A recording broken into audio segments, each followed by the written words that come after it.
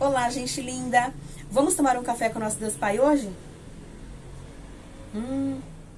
Hoje nós estamos no dia 31 de outubro e o texto diz assim: vida relevante, né? Que possamos ter uma vida relevante em Deus. Aqui no livro de Filipenses, capítulo 4, aqui tá falando 2 versículos apenas. Mas vamos pegar a Bíblia, abra sua Bíblia comigo, que a gente vai ler um texto um pouquinho maior, tá bom? Ó, Filipenses, capítulo 4, dos versículos 10 ao 20. O apóstolo Paulo diz assim, né? Aqui tá, o texto diz assim, ó, a gratidão de Paulo para com os filipenses. Alegrei-me sobremaneira no Senhor, porque agora, uma vez mais, renovastes a meu favor o vosso cuidado, o qual também já tinhas antes, mas vos faltava oportunidade. Digo isto não por causa da pobreza, porque aprendi a viver contente em toda e qualquer situação. Tanto sei estar humilhado, como também ser honrado. E tudo, em todas as circunstâncias, já tenho experiência, tanto de fartura como de fome, assim de abundância como de escassez. Tudo posso naquele que me fortalece. Todavia fizestes bem, associando-vos na minha tribulação.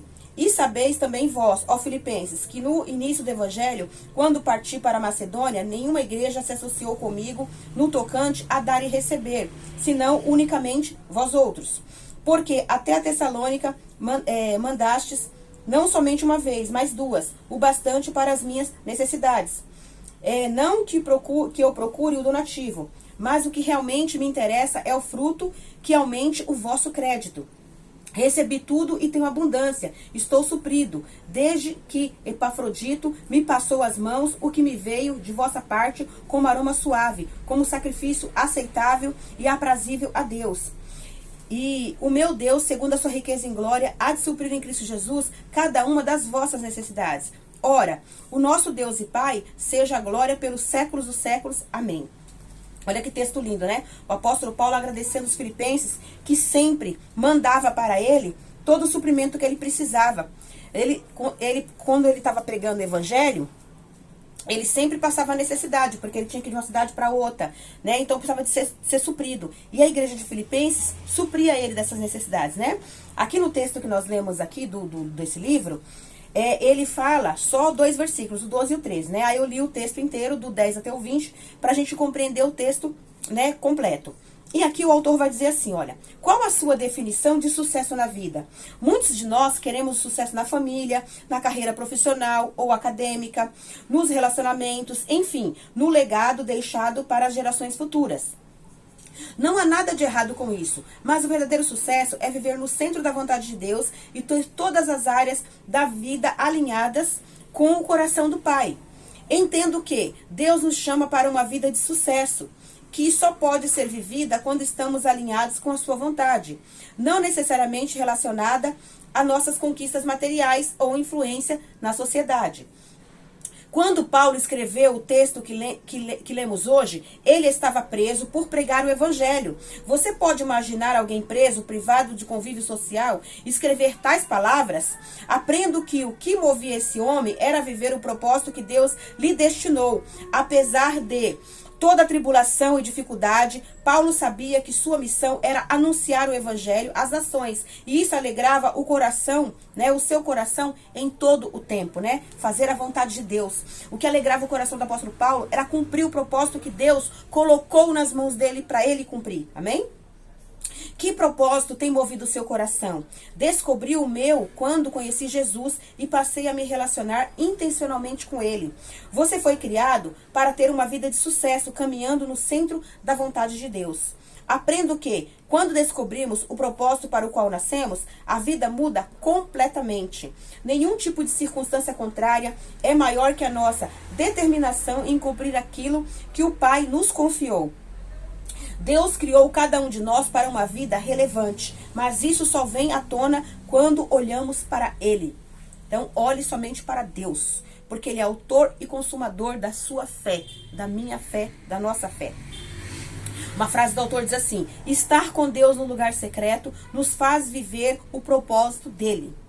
Então, ter intimidade com Deus nos faz saber de Deus qual o propósito que Ele tem para a nossa vida. E assim, a gente vivendo o propósito de Deus, a gente tem uma vida abençoada em todas as áreas, amém? O devocional é o 305, a leitura bíblica é Gênesis 7.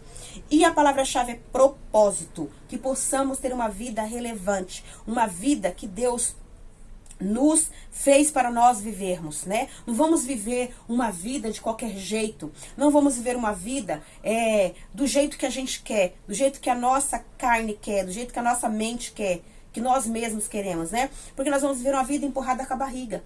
Nós não vamos ter propósito na nossa vida. Vamos viver uma vida de qualquer jeito. E quando a gente se for desta terra, ninguém vai se lembrar da gente. Vai falar, quem foi fulano? Quem foi Bertano? Quem foi essa pessoa? Não fez nada. Não cumpriu nada, não ajudou ninguém. Não cumpriu o propósito de Deus. Quem é essa pessoa? As pessoas não lembram da gente. Então, quando a gente cumpre o propósito de Deus, as pessoas se lembram da gente. Nossos filhos, nossos pais, se eles ficaram aqui, né? Se a gente for antes, nossos pais vão se lembrar da gente. Por resto de suas vidas, nossos filhos vão se lembrar da gente, os nossos amigos vão se lembrar da gente, pessoas que nós ajudamos, cumprindo o propósito de Deus, vão se lembrar da gente, né? Então é isso. Então que nós possamos, né, cumprir todo o propósito de Deus, que possamos estar contentes em toda e qualquer situação, porque assim, eu sei que não é fácil ficar contente passando necessidade, não é fácil, mas a gente pode glorificar a Deus, agradecer a Deus, porque estamos vivos, e Deus vai enviar de alguma forma provisão, para o alimento, para a moradia, para o trabalho, para qualquer coisa que nós precisarmos, né? Então, se nós estamos ligados com Deus, orando, dependendo dEle, andando nos seus caminhos e falando, Deus, eu quero cumprir aquilo que o Senhor tem para a minha vida, para eu fazer algo para agradar o seu coração, Deus, Ele vai enviar provisão para nós, como Ele fez aqui com o apóstolo Paulo. Ele não deixava o apóstolo Paulo passar necessidade a ponto de chegar até perder sua vida, né? Deus, ele supriu ele de toda a necessidade. É lógico, né, que no final da vida dele, ele acabou sendo, né, tirado da sua vida. Porque Deus, ele tem um propósito para todas as coisas. A gente não entende qual o propósito que Deus tem. Mas cada um de nós, a única certeza que nós temos é que nós nascemos e que nós iremos um dia embora dessa terra, certo? Agora, de que forma que nós vamos embora, nós não sabemos. Só quem sabe é Deus. Algumas vezes ele nos leva e algumas vezes ele permite que nós sejamos levados, certo? Então, isso a gente só vai saber quando nós nos encontrarmos com Ele, quando nós formos daqui. Que essa resposta aqui, nesse lugar onde nós moramos, nós não vamos ter essa resposta, certo? Eu sei que não é fácil, mas nós não temos essa resposta aqui, amém? Então vamos viver, andando nos caminhos do Senhor, fazendo a vontade dEle, porque no grande dia nós vamos nos encontrar com Ele, e todas as perguntas que nós temos, Ele vai nos responder, amém? Então que Deus possa abençoar a sua vida, a sua família, seus projetos, que Deus possa abençoar a minha vida, a minha família, os projetos, e que possamos andar nos caminhos do Senhor, viver o seu propósito, para sermos bem-sucedidos em tudo, amém?